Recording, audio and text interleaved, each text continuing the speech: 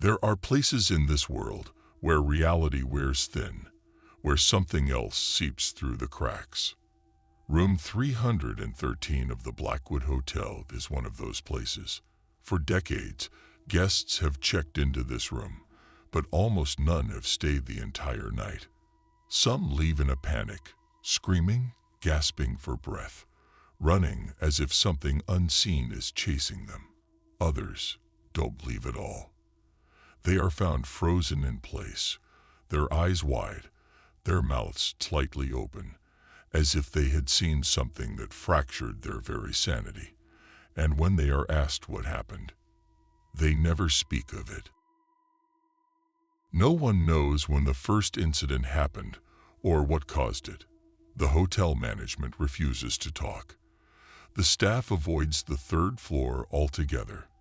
But those who have dared to investigate, to stay inside room 313, they have left behind chilling testimonies. And what they describe is something not entirely human. Tonight, we will uncover the terrifying truth of room 313. But be warned, once you hear its story, you may never sleep soundly in a hotel again. Every cursed place has a beginning. The Blackwood Hotel was built in 1927, during the golden age of luxury hotels, a towering monument of elegance and excess. But beneath the chandeliers and velvet drapes, something darker festered, something that began in room 313. The first recorded incident was in 1931. A traveling salesman, Albert Simmons, checked in for a single night. The next morning, he was found sitting on the edge of his bed, eyes wide open, completely unresponsive. His hands were clenched so tightly that his fingernails had dug into his palms, drawing blood. The autopsy found no physical cause of death. The coroner's notes only included a single unsettling line. Expression frozen in terror, as if he saw something no living man was meant to see. By the 1950s, the room had gained a reputation. Staff whispered about it in hushed voices. Guests would book it on dares, only to flee in the middle of the night. Some spoke of hearing voices inside the walls. Others claimed their dreams were invaded by shadowy figures with hollow eyes. And then there was the case of Margaret Holloway. Margaret Holloway was a young journalist in 1974, determined to debunk the stories of room 313. She booked a stay for one night, promising to report her findings in the morning. But when the staff knocked on her door at checkout time, there was no response. They unlocked the door, and what they found was horrifying. Margaret was sitting on the floor, pressed into the corner of the room. Her eyes were bloodshot, her nails chipped and broken as if she had clawed at something unseen. The room was undisturbed, no signs of struggle, no forced entry. But her face was frozen in absolute horror. She was alive, but she never spoke another word. Doctors diagnosed her with an extreme psychological breakdown, but no one could explain why. She was committed to an asylum and remained there until her death. Her final words, scribbled into a notebook before her mind completely fractured, were chilling. There is something in the walls. It is waiting. It knows when you are alone. A modern-day hotel reception area. The ambience is warm, inviting, almost deceptive. The concierge, a well-dressed man in his 40s, hands a key card to a young businessman, Daniel Carter, mid-30s, well-groomed, professional. He checks his phone distractedly as he takes the key. Room 313. Are you sure? Daniel barely glances up, nodding absently as he pockets the key. Daniel Carter had never heard the stories. He was just passing through town on business, a corporate consultant with a flight to catch the next morning. He had no idea that room 313 had been closed for years, only reopened recently after a change in management. Daniel sighs, tossing his phone and keycard onto the nightstand. He loosens his tie, rubbing his temples. A long day. Just sleep. That's all he needs. He doesn't notice the wardrobe door, how it's slightly ajar, how the space inside seems darker than it should be. Room 313 does not welcome guests. It waits for them, watches them, and when the moment is right, it takes something from them. Daniel, his breathing quickens. His eyelids flutter as if trapped in a nightmare. Then, his body jerks violently. His mouth opens in a silent scream, his limbs convulsing as if something unseen is pressing down on him. He gasps, eyes flying open, heart pounding. He sits up, chest heaving. The room is still. The wardrobe is closed again. His phone screen flickers to life on the nightstand. 3:13 a.m. Daniel shudders, shaking his head. Just a bad dream. Just a dream. But room 313 does not give nightmares. It feeds them. The hotel room, still wrapped in an unnatural silence.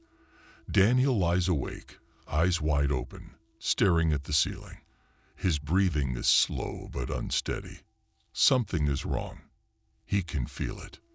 Then, whispering, a voice, barely audible, like a breath against his ear.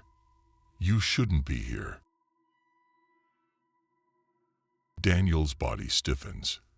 He jerks upright, scanning the room. Empty. The wardrobe remains shut. The bathroom door is slightly ajar, the mirror reflecting nothing but darkness. He swallows hard, trying to convince himself it was just his imagination. Maybe the wind, maybe a dream. But then, his phone screen lights up again. 3:13 a.m. The time has not changed. In room 313, time does not pass the same way. Minutes stretch, moments repeat, and the room remembers every soul that ever screamed inside it.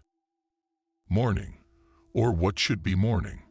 Daniel rubs his eyes, exhausted. The night had been long, fragmented with half-remembered dreams and strange noises. He swings his legs over the edge of the bed and stands, stretching. Then he sees it, the wardrobe mirror, a set of handprints smudged across the glass. Too many fingers, too many hands. Daniel recoils, his breath catching in his throat. He whirls around, but the room is empty. Shakily, he steps forward, raising his own hand to compare.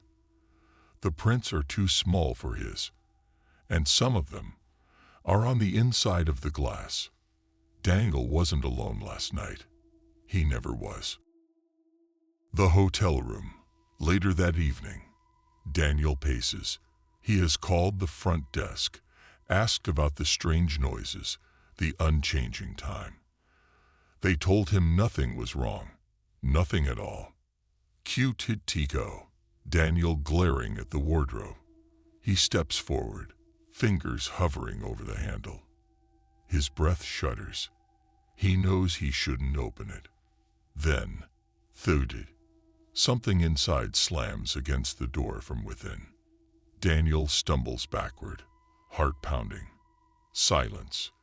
Then, the handle begins to turn. Some doors should never be opened. Some things should never be let out. Daniel is packing. He's leaving. He doesn't care about his meeting, his flight. He just wants out. He grabs his suitcase, rushing toward the door.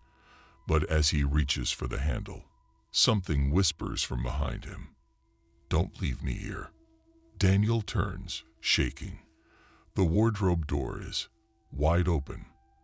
And inside, the darkness is not just darkness. It is moving. It is reaching for him. A pair of pale, skeletal hands emerge from the void, grasping, pulling, their fingers too long, their nails too sharp. A single final scream pierces the silence. Daniel Carter checked into room 313, but he never checked out. The next morning, the sun rises over the hotel, casting a warm golden glow. The hallway outside room 313 is silent, too silent. A housekeeper, Rosa, pushing a cleaning cart down the corridor.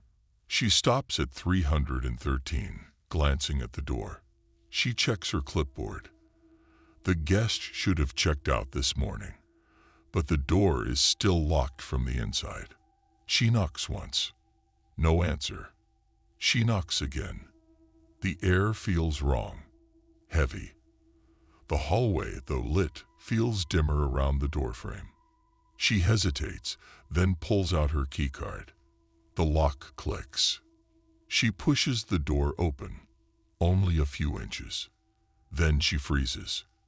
The room is empty. No luggage, no clothes, no sign of the man who stayed there.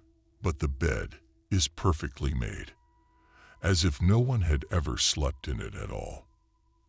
And on the mirror, a message, scrawled in something dark, something red.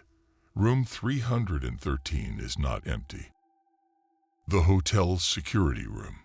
The hotel manager, Mr. Albright, a man in his late 50s, watches security footage from the previous night.